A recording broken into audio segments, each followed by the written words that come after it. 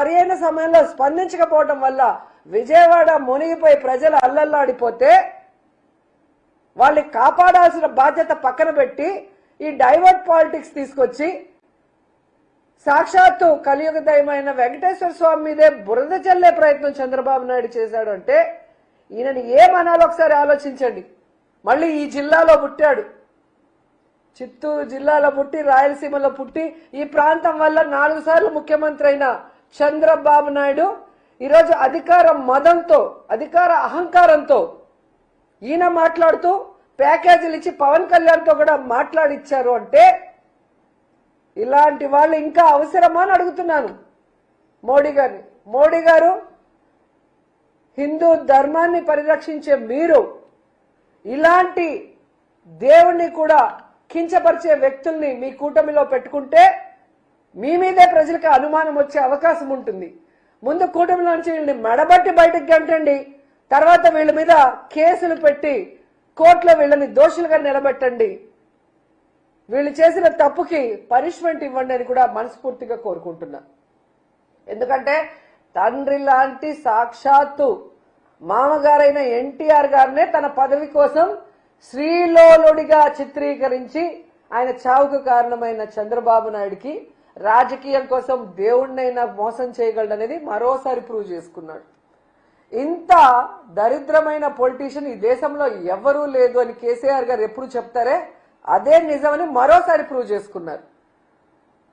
So ఏదైతే ఈరోజు national dairy research institute పరిశోధన చేసి ఇచ్చిందో దాంట్లో జంతు కొవ్వు కానీ పంది కొవ్వు కానీ ఫిష్ ఆయిల్ కానీ లేదని ఆ రిపోర్ట్ని సిబిఐ కోర్టు ముందు ఉంచింది.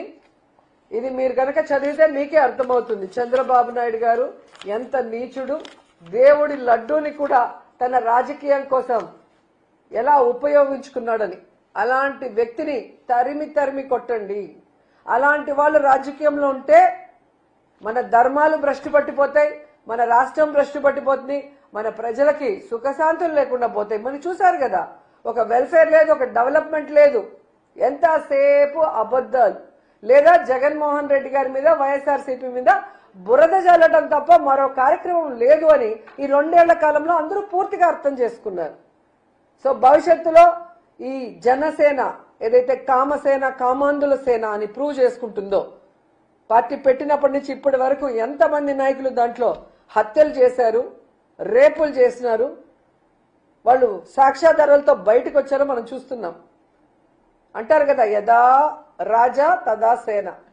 సో తెలుగుదేశంలో అలాగే ఉంది, జనసేనలో అలాగే ఉంది. అలాంటి పార్టీలకి భూస్థాపితం చేయండి. అలాంటి పార్టీల వల్ల ఎటువంటి ఉపయోగం లేదు. సో నిజంగా ఈరోజు దేవుడు లడ్డూలో కొవ్వు కలిసింది అని చెప్పిన వ్యక్తుల కొవ్వు కరిగిచ్చే విధంగా ఈరోజు వచ్చిన రిపోర్టు నిజంగా చాలా సంతోషంగా ఉంది. కనీసం ఏమంటారు నిజాయితీకి నిజమైన రిపోర్ట్కి బయటకు వచ్చే అవకాశం ఉంది. అదే నీకు ఆంధ్రప్రదేశ్లో సిట్ అయి ఉంటే చంద్రబాబు నాయుడు సిట్ అంటే సిట్టు, స్టాండ్ అంటే స్టాండ్, నిజాలు బయటికి రాకుండా సమాధి చేస్తుంటారు. అనేక విషయాల్లో మనం చూసాం. ఎప్పుడు ఏది జరిగినా ఒక కమిటీ వేసేస్తారు, ఆ కమిటీ రిమోట్ బయట పెట్టరు, ఆ తప్పు చేసిన వాళ్ళని శిక్షించరు, వాళ్ళైతే దాచిపెట్టుకుంటారు. లేని వాళ్ళ మీద తప్పుడు రిపోర్ట్లు సృష్టించి తప్పుడు కేసులు పెట్టి రెడ్ బుక్ రాజ్యాంగం అంటూ ఎలా నడిపిస్తారో ఈ 2 సంవత్సరాల్లో మనం చూసాం. సో ఇలాంటి చంద్రబాబు నాయుడు, పవన్ కళ్యాణ్ లాంటి వ్యక్తుల్ని నేపాల్లో ఎలా అయితే తరిమి తరిమి కొట్టారో అలా తరిమి తరిమి కొట్టమని ఈ రాష్ట్ర ప్రజలకి, యువతకి పిలుపునిస్తున్నాం. మళ్ళీసారి వీళ్ళు తప్పు చేయకుండా చూసుకోండి.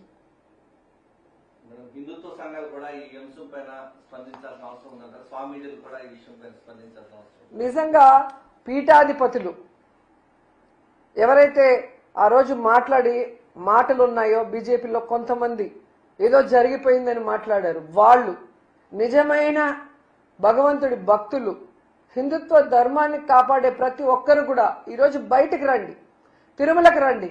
టికెట్లు కావాలంటే మేము కొనిస్తాం. ట్రైన్లో వచ్చి భజనలు చేసిన వాళ్ళకి వచ్చి మాట్లాడండి. తప్పు జరిగిపోయిందని మాట్లాడారు కదా, తప్పు జరగలేదని ఆ రోజు నుంచి మేము చెప్తున్నాం. ఈరోజు తప్పు జరగలేదని ప్రూవ్ అయింది, రిపోర్ట్ వచ్చింది. క్లియర్ కట్ గా రిపోర్ట్ ఉంది. ప్రతి పేజీని చదవండి, ప్రతి అంశాన్ని పరిశీలించండి. తప్పు చేసింది చంద్రబాబు నాయుడు, పవన్ కళ్యాణే తప్ప జగన్మోహన్ రెడ్డి కాదు. జగనన్న ఉన్నంత వరకు ఈ రాష్ట్రంలో కాదు, బయట రాష్ట్రాల్లో కూడా టీటీడీ ద్వారా ఎన్ని టెంపుల్స్ కట్టించాం. ఈ రాష్ట్రంలో టెంపుల్స్ అన్ని ఎలా రెనోవేట్ చేశాం. పాతవి చంద్రబాబు నాయుడు డెమాలిష్ చేసిన పురాతన టెంపుల్స్ కూడా ఎలా కట్టించాం. హిందుత్వానికి ఎంత గౌరవం ఇచ్చారు జగన్మోహన్ రెడ్డి గారు. జగనన్న సీఎంగా ఉన్నప్పుడు తిరుమల లడ్డు ఎంత క్వాలిటీని పెంచారు అనేది తెలుసుకోండి. తెలుసుకొని ఈ రోజు వచ్చి చంద్రబాబు నాయుడు, పవన్ కళ్యాణ్కి గడ్డి పట్టండి, వాళ్ళ నోళ్లు పినాయిల్తో కడగండి అని కూడా ఈ సందర్భంగా తెలియజేసుకుంటున్నాను.